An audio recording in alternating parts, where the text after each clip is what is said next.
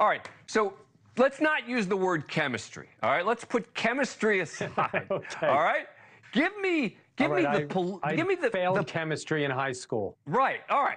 Give me the political calculation. I mean, why politically would he be a better pick than some of the other options that she had?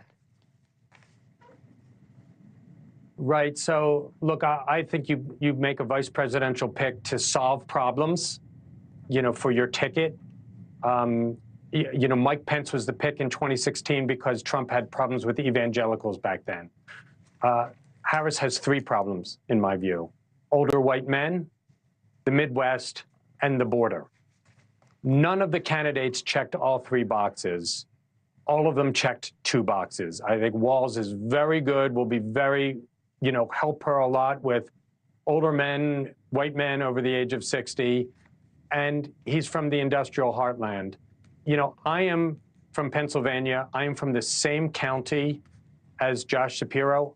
I'm Jewish, like Josh Shapiro. I love him.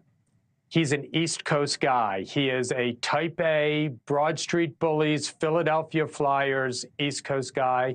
Tim Walz also gives you something else, which is more of the civility and the Minnesota nice. And I think they feel this is the right ticket with a couple of aggressive attack dogs in Donald Trump and J.D. Vance. That's my view. But it seems to me that when you lay out the three things, right, that they had to address, you're not addressing just the pure political weaknesses that Kamala Harris may have, that the right is positioning her as having a far left agenda. And this becomes her first choice, her first big choice in this campaign. And she picks the person who was the most left of the choices, thereby allowing the right to put forward these arguments that you're talking about, one of the most liberal, if not the most liberal ticket ever, et cetera. Why allow for that argument, which seems to me to be a really big one? Right. I think that's a good point. And look, I come from that Joe Manchin centrist wing of the Democratic Party. And, my working with Tim Walz over many years is I see him as a centrist and centrist to conservative Democrat. I mean, I worked with him on fiscal responsibility issues and the Deficit Reduction Commission, and he put forth $4 trillion, in deficit reduction and pay-go on the budget. And right, that's when he was a congressman. That was his record. Now, in Minnesota, look, he's been a very, very popular governor in Minnesota. Minnesota has the 7th lowest murder rate in the entire nation.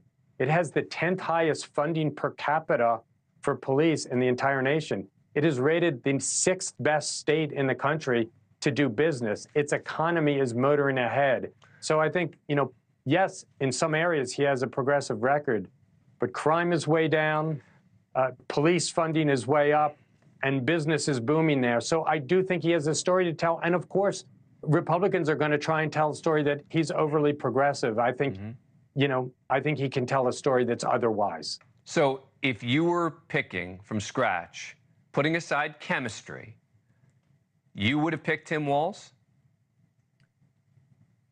Well, I'll admit that, as this was going on, I thought, I didn't think it would be him. And, we're in the Olympics right now. Like, he's a guy who, through the first 150 meters, he was in 3rd place. And in the last 50 meters, he churned ahead. And he churned ahead by performing extraordinarily well on television. And, to be fair to Josh Shapiro and Mark Kelly, they were out there for a long time, and you get picked apart a little bit too.